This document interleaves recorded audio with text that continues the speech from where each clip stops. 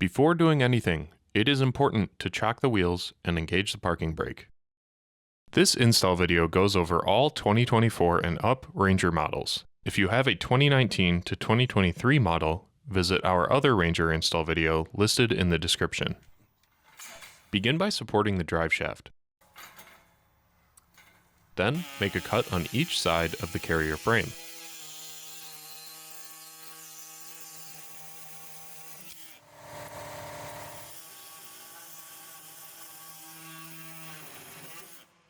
Make sure you cut all the way through both layers of metal.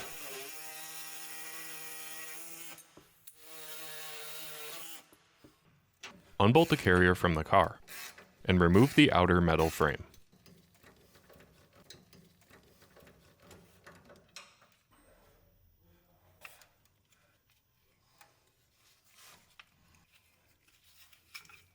Using a razor blade, cut the rest of the inner metal frame away from the bearing.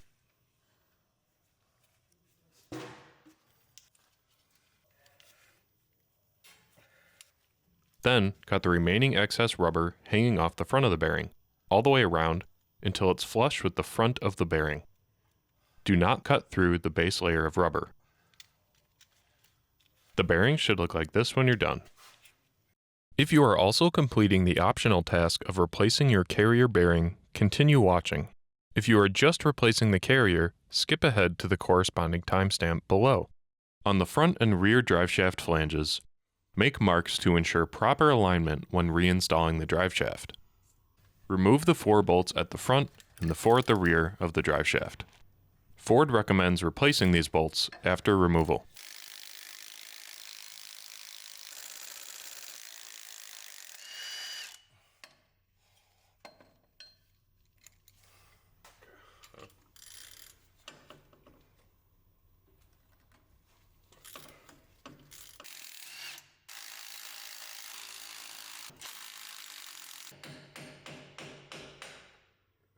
With an extra set of hands, carefully pull the driveshaft off of the vehicle.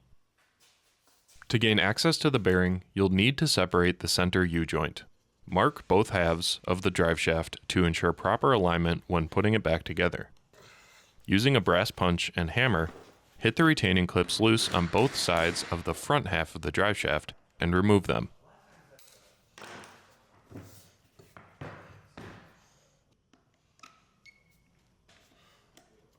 Then pound that pin through until the opposite side cap protrudes.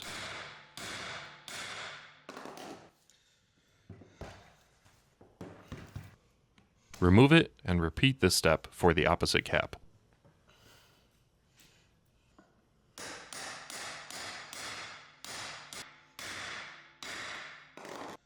You should then be able to separate the 2 halves of the driveshaft. Now is a great time to replace your U-joint. Remove the large center nut. Ford recommends replacing this nut after removal.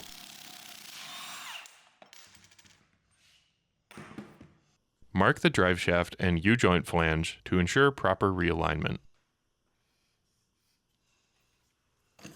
With a bearing puller, remove the flange from the driveshaft.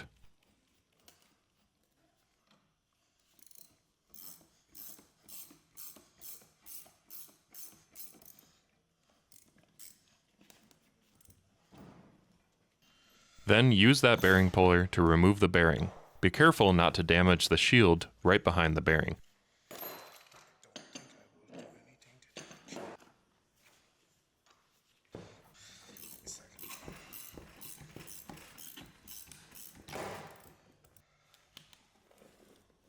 With the bearing removed, clean the splines and mating surface. It's also a good idea to put some bearing grease on the splines before installation. Place the new bearing onto the shaft and seat it with a large socket and hammer.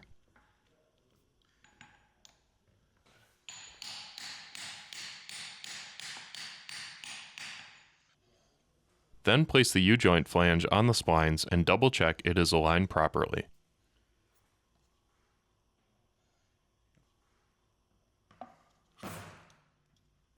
Place the large washer and nut onto the shaft and tighten it down.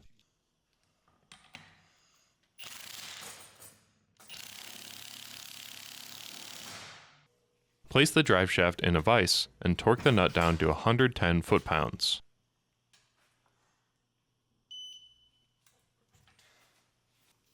You can now reassemble the U-joint.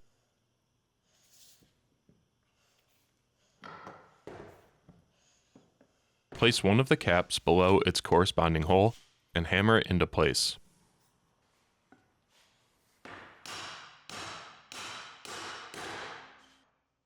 Then place the other cap on the opposite side and seat that into place as well. Hammer it all the way into position with your brass punch and install the first retaining clip.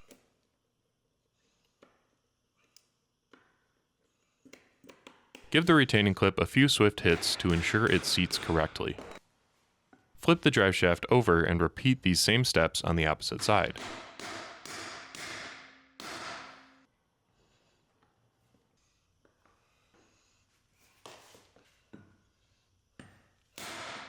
You can then reinstall it on the vehicle.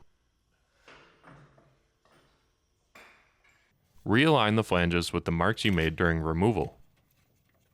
Thread the bolts in on both flanges, then tighten and torque all 8 bolts.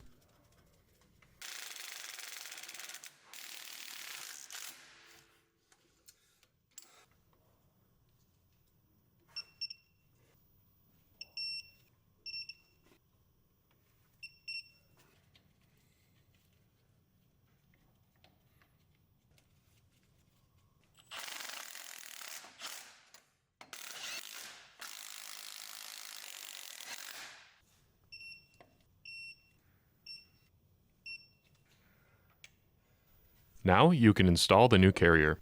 Start with the top half, with the bushing in it, and slide it over top of the bearing with the text facing the front of the vehicle. Then bring the bottom half up to meet it, and connect the two together using the provided Allen bolts. Loctite is recommended. As you tighten the bolts, switch back and forth from left to right so the bolts don't bind in the holes. A small gap may form between the two bushings. This is normal. To mount the carrier to the vehicle, we will start with a standard height truck with a regular driveshaft carrier application. For a lifted truck requiring lowering of the driveshaft with our optional spacer kit, skip ahead to the corresponding timestamp. Take a provided shoulder bolt, add a fender washer, an isolation damper with the small end facing up, slide it up through the carrier, add another isolation damper with the small end facing down, and instead of using the small gold washer, all 2024 and up non-Raptor Ranger models require the 4 spacer washers on the very top. The small gold washers are unused. However, if you have a Ranger Raptor, you will only use the small gold washer. Loosely thread it into the vehicle. Loctite is again recommended. Repeat these steps on the other side. Bolt, fender washer, isolation damper, up through the carrier, another damper, and the 4 spacer washers on the very top. You will end up with 2 extra spacer washers which are unused. Thread it into the vehicle, tighten and torque both bolts, and your installation is complete.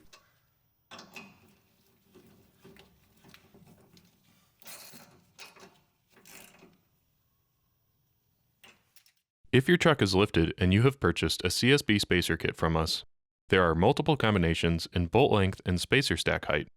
For a stack of 0 to 15 millimeters, use the supplied shoulder bolt.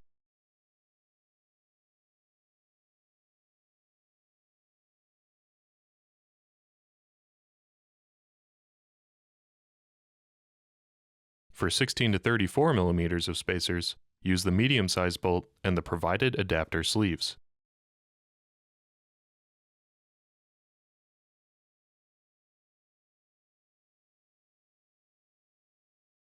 For anything larger, use the longest bolt and the provided adapter sleeves.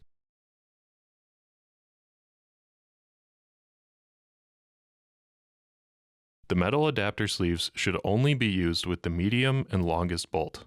If you're reusing another company's or homemade spacer and you've ordered a mounting sleeve kit from us, the HDW04A0 adapter kit, you'll use your original extended bolts with our fender washers and sleeves. But double check that your bolts are long enough, as the JXB Carrier is slightly thicker than most OEM carriers. Installation with our spacers is similar to without spacers. Start with the provided bolt, add a fender washer, then the metal sleeve if you're using 16mm or more of spacers, an isolation damper facing up, go up through the carrier, add another isolation damper with the small end facing down, another fender washer, 4 provided spacer washers for all 2024 and up non-Raptor Ranger models, and the correct combination of spacers based on the size of lift of your truck. The stackable spacers have male and female ends, allowing them to fit together snugly while the end pieces maintain a flat surface on one side. You can also use an additional stackable spacer in place of the required 4 spacer washers on each side if you choose to. Loosely thread that bolt in and repeat the steps on the other side. Bolt, fender washer, sleeve, isolation damper, through the carrier, another damper facing down, fender washer, 4 spacer washers, and the CSB spacers on top. Tighten both bolts to the frame and your installation is complete.